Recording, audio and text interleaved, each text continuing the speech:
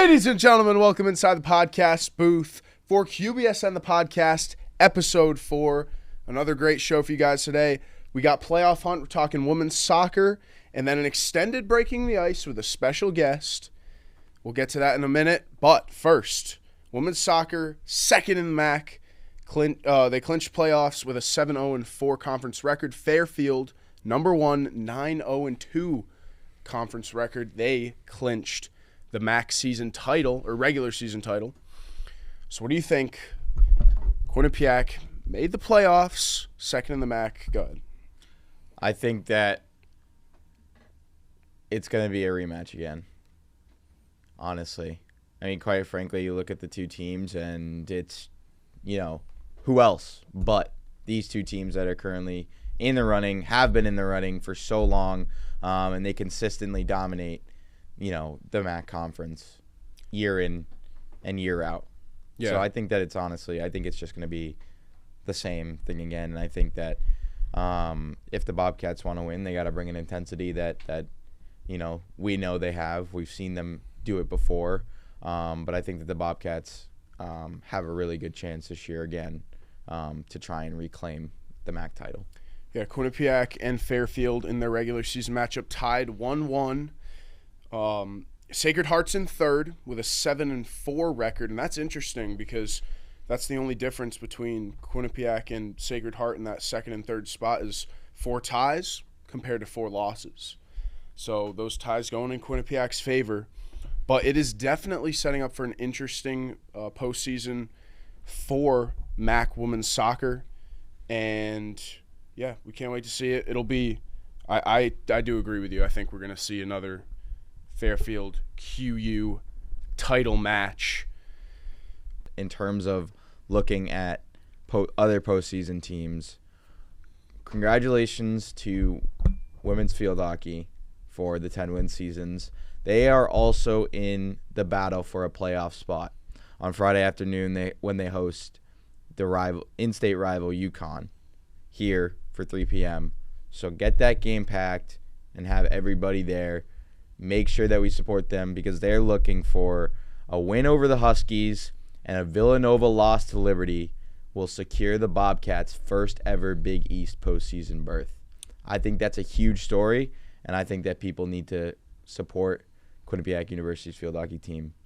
And that's a huge moment for them, and that's a huge playoff berth. So. And I think that, it's going to be less about Liberty beating Villanova. I think, Liberty undefeated in the Big East. Yeah. Quinnipiac's got to come to play. 100%. Because UConn's second in the Big East, top 10 in the country. It's going to be a big matchup for the Bobcats. But can't wait to see that. Everybody go Friday at 3. Now we're going to move on to Breaking the Ice with a special guest. Let's bring him out. Here we go, ladies and gentlemen. Breaking the Ice special guest, Anthony Rossi, women's ice hockey beat reporter and QBSN social media manager. Thank you for joining us today. It is an honor to have you in the booth. A pleasure. Yeah, it's great to be here, guys. Thank you for having me on. First special guest. What a time to be alive, especially when hockey season's about to get in full swing. That's right. So we're going to be talking about the men's and women's ice hockey away stretch that they had. 3 games for the men's, 2 for the women's. Ugh. So let's start with women's. Versus Yale, 3-1 win. Please. What do you got? I watched that full game on ESPN Plus. Unfortunately, I wasn't able to be at Ingles Rink. They just got a new renovation. It is sick. I love that rink. I love that rink before the renovation, and I love it even more afterwards. But, it's a good team win for Quinnipiac. Obviously, you want to beat your crosstown rival by a lot more. But Yale's a good team. Jordan Ray, Karina D'Antonio, Stephanie Stainton, very good players. Those are the key contributors to this team for the Bulldogs. But the Bobcats saw scoring without Kaylin LaMarche being on the score sheet. That's her first game all season without getting a single point in the entire year. But to see the depth scoring kind of blossom this weekend, especially in the Yale game, I think that that's something that they've been looking for a little bit. But obviously you love to see the return of Jade Barbaridi. That was good. Obviously she didn't play in the Brown game, but she was back against Yale. Didn't really look like it was too bad. Thought that she played pretty solid. And then Bryn Pryor finally getting back on the score sheet as well. I know that she got in the action against Syracuse, but that's also against Syracuse. Right. But I mean, yeah, a good win against Yale. And then a tough Brown team, honestly. Like, that's a really good team. You look at them on paper and you say, okay, it's Brown. Like, Brown's never really been that good, but they are a really, really good team. India McDaddy, obviously that captain of that team, really, really good player. Jada Ginla, who is Jerome McGinley's daughter, for anybody that knows hockey. Yep. So, NHL Hall of Famer. But that team is very good, and then their goaltender, Rory Edwards, very, very good. Studied behind Kaylee Doyle, who was the Quinnipiac goalie last year, who transferred in from Brown. But that's a good Brown team that I expect to see come playoff time. I think that penalties kind of definitely influenced that game. I think that, obviously on the score sheet, the Bobcats have more penalties, and they took two penalties in the second and a penalty in both the first and third. So I think that those penalties and one of the and the game-winning goal ended up resulting from a penalty. It was a power play goal. So I think that penalties definitely kind of and it's something that I feel like I've seen with both of the Quinnipiac teams is that penalties have been a problem. Discipline has been a bit of a problem as of recently in terms of Quinnipiac. And that's also kind of a look at the Merrimack game, too, for Quinnipiac men's ice hockey team. Was I think that discipline in that game was a little bit different from what we may have seen in certain games in the past. Yeah, absolutely. I feel like if that Regan Berglund tripping penalty doesn't come, it's like, okay, now you negate the power play. Brown doesn't have that power play, and they don't have that much zone time, where Quinnipiac really controlled the zone. They controlled the game. It was even on shots. But until that power play, Quinnipiac really controlled the third period. And then Brown gets the power play. They score. They have all the momentum. Quinnipiac scores in an empty net. Then it gets called back for a hand pass or playing with I don't even know. It was a hand pass. It was an insane play that I just kind of had no idea about. Like, I think it was either Emerson Jarvis or it was Jarvis. Or Zoe Ewens who played it with their hand. And then I'm just hearing the Brown commentator just be like, it's definitely a hand pass, or it didn't go in the back. And then I'm like, it went in the back of the net, but it's probably a hand pass. Yeah. So, I mean, unfortunate for Quinnipiac, but elated for Brown because that's a big win, and I expect them to probably be in the USCHO poll, which should drop very soon. Yeah, 100%. And a 0-1 loss for the Bobcats. It was a goalie game, really. I mean, just both goalies played great, and then Brown ends up with the power play goal, and they win 1-0. Yeah, I mean, I think that's the big thing before we move on to the men's team. That's the big thing for the women's teams. They need another goalie besides Felicia Frank because you can't have Felicia Frank play every single game. You need Callie Hogarth to kind of step up, play a bigger role than she played in the second game against Maine because then Felicia came in and they won that game. Yep. But it's tough because I saw it my sophomore year here. They ran Logan Andrews into the ground, and she played every single game except a game against D3 Post.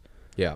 And she got exhausted. And I had talked to Pat about this. I think it was off the record, but it's hard, especially as a goaltender, to continuous and the amount of strain it puts on your body to continuously go. That's why you see these successful teams. They have two goaltenders, and obviously you have this one that's a standout better than the other. And I think that's what, not to be, comparing them to this team, but the Boston Bruins in their run where they had that insane season, the most winning season in NHL history. You've got those two goaltenders who can come in and produce night in and night out, and you're not going to lose, that security that you have in the net. And I think that's important as a team, especially a team that's 9-1, to have that ability to throw in another goaltender to give your main starter a rest so that she can come back and continue to produce at the level that she had been producing. Because the one thing you don't want to happen to this team is to have such a great start and then teeter out because you're overplaying a goalie that has so much promise and so much potential. And, it wouldn't help to wear her in this season, especially when she has 2 more years. Right. So I think that that's something that should be evaluated, in my opinion. And the good news for Quinnipiac is, to your point, they do have Hogarth. And, she was a junior at Merrimack last year, appeared in 25 games, started 23 of those, made 625 saves. She is good. I think at this point it's just a mental game to get her back 100% in and playing like she was last year. Yep. But they do have it. They got to find it. Mm-hmm. And I think at this point we can move on to men's hockey. Their 3-game stretch: Holy Cross, Merrimack, New Hampshire. They won 2 out of the 3, 4-1 against Holy Cross, 2-0 against New Hampshire, and the 1-4 loss against Merrimack. Let's start with Holy Cross. Yeah, so I was on the call for that game, actually. So I was in Worcester. Great game to watch, by the way. Awesome game to watch. It had basically everything that you want from like a quote rivalry. I know that there was a lot of talk on Twitter about like, oh, it's the most random rivalry in the world, Quinnipiac versus Holy Cross, but they do not like each other at all. There were so many punches thrown in that game, cross checks, cheap shots. Everything you want to see in a good hockey game. Exactly. Exactly. But I think that Quinnipiac played well in that game. They didn't play great, but like Trent said, a lot of penalties in that Holy Cross game, and that kind of bit them. I mean, once again, the Quinnipiac team finds themselves on the end of taking more, not taking more. Actually, in terms of this game, Holy Cross took more penalties, but still, 4 penalty. There's avoidables when you play hockey. There's penalties that are avoidable. There's penalties you don't have to take. I understand that it's important to defend your goalie, defend your players, but in terms of discipline and being smart and winning these games, you have to be able to realize, okay, when is this going to hurt my team and when is this going to benefit us? Scoring in that game was very spread out, but they didn't dominate the whole game, but they controlled. No, yeah, they didn't dominate by any facet of reality. The one period they dominated was the first. They absolutely had their way in the first period. Like, no questions asked. Everything was on. They had like 32 shots on goal or something. I don't know. It was something like that, 30 or 25 plus shots on goal. It was crazy. And I feel like you look at a weekend where you play a AHA opponent in Holy Cross, and then you play Merrimack, who's a really good Hockey East team when they want to be, and then sometimes they play a little bit down to their competition. But then you look at New Hampshire. That is a very big quality win in a tough place to play. And also, by the way, we'll break a little news, but looking at the USCHO poll, still only dropped 1 spot. They moved from 6 to number 7 in the country. So not even that bad of a week for Quinnipiac, because you lose 1 game to Merrimack on the road, and then you beat New Hampshire in, like I said, a very, very tough place to play, because that is a ruckus crowd, and especially against Maine too. UNH and Maine obviously have that rivalry. UNH was very rowdy, as a person that has some friends up at UNH during that game. Yeah, and we'll talk about Merrimack in a second. I just want to touch on the New Hampshire win, which, like to your point, a huge game in a big-time arena with a crazy crowd. And that's the 3rd game at the end of a 3-game away stretch. That was very impressive. I think looking back, me and you talked about this I don't know if it was the mock show or one of the shows prior, I remember us talking about it though here, and we had kind of talked about how looking forward, the team like after I think it was after the UMaine, like where are they gonna go? You know what I mean? Like, where is this Bobcats team gonna go? What teams might present? And I said that New Hampshire was gonna present a possible like, oh, this is a team that's gonna be good. Quite frankly, I was not expecting them to lose to Merrimack. I think that Merrimack has been an inconsistent team in the past. As someone who's analyzing the game from a standpoint of outside of the locker room to kind of understand how you go from beating a team like Maine to losing to a team like Merrimack. I think that part of it is... But then again, hockey's always a toss-up, so... Yeah, and I think, it's not 2023. You're not going to destroy every team. You don't have the talent that they had. It's just they're a young team. And they do have great talent. Yeah. Don't get me wrong, but they're a young team, and, they're figuring it out along the way. And, again, a 3-game stretch, it's hard to go into places and win at the divisional, at any level, but at the Division-I level. Yeah. Merrimack's not a bad team. No, I'm not saying they're a bad team. I just think that coming off of the Maine win where you go 4-0 and then you go to Holy Cross and they win, 4-1, I find it hard to not continue that momentum. It seems like every time that this Bobcat team possibly gets momentum, it just kind of gets stopped in its tracks. I mean, yes, but I think what's really good is now they have a week break. Yeah. They have a week break. Next week, they have a rare Tuesday game against a team that beat you. If you're looking at it from a Quinnipiac standpoint, you got to mentally prepare for this game and think, okay, we just lost to this team. Now we got to defend home ice against a team that's in their 100th season, playing emotional as well, because this is a really good Alaska Fairbanks team that does not get talked about enough. And especially in a season like their centennial season, they're going to want to play spoiler, especially since Quinnipiac is this hot shot university now that has finally a fan section that is being loud again, which I haven't seen in my 3 years here.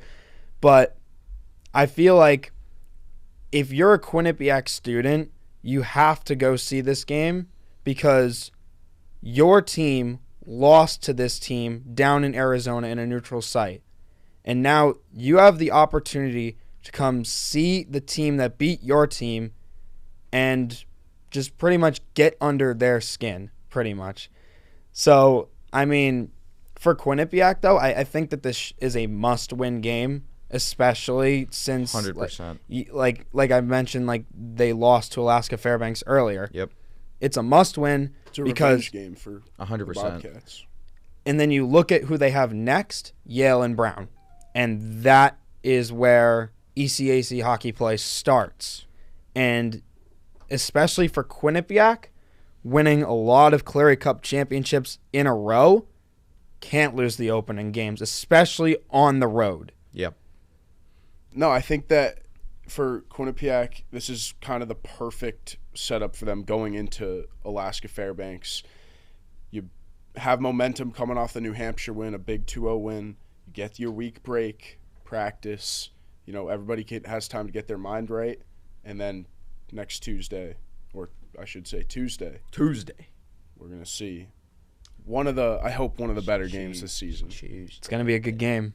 It's going to be a really, really good game. I'm excited. And everybody should be because, Alaska, to your point, coming in, wanted to – if they go up 2-0 on Quinnipiac in the same season, that speaks volumes. But it's challenging to me to see Western Michigan still up there at the top. I don't think it's that hard to I think think about it. think that they've had some good games, but they've also dropped a couple games that I think kind of show a different team than what we had seen last year. They dropped one game to Ferris State. I think that they should be lower. But then for Western Michigan, defending home ice against now the number 2 team in the country, Michigan, that is a big win. That is a big win. I think the biggest story at the USCHO poll, look at Minnesota Duluth. Yeah. 18 last week, up to 10. Yeah. They have not been good in so long. Wisconsin jumps up to 14 from 17. Exactly. Like, these teams that have not been good in so long, like Alaska Fairbanks has never been, like, this good. And now we're talking about them like they're this big hotshot team, and they are.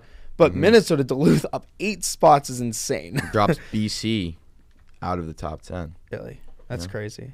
BC was sitting at 9. Well, they lost to Denver, so they lost to Denver on home ice 8-4. I'm pretty sure the final score was. So that's like, that makes sense. North Dakota. Here's my North take. Dakota's sneaky. I think North Dakota's sneaky. I like that. That's like my kind of before I let Pat talk. I feel like North Dakota is like a really good team, especially since like. You can see the shirt. Like, I'm a Bruins fan. Like, I love Will Zellers. So excited to see him in black and gold eventually. But he's been good. North Dakota's a sneaky team. What do you got, Pat? My take is that the rankings are a bunch of fluff. Until we get into it does not matter until postseason. It's true. We do. I think that like it's ranked by a committee. Ranking is tough. Rankings are tough in general to sit here and talk about rankings. It's tough because you're always going to disagree with them. Because I mean, I feel like there's never a perfect ranking, you know, because no one's ever gonna unless you are thinking the exact same way as everybody else in the world, you know. Yeah. Which it just isn't physically possible.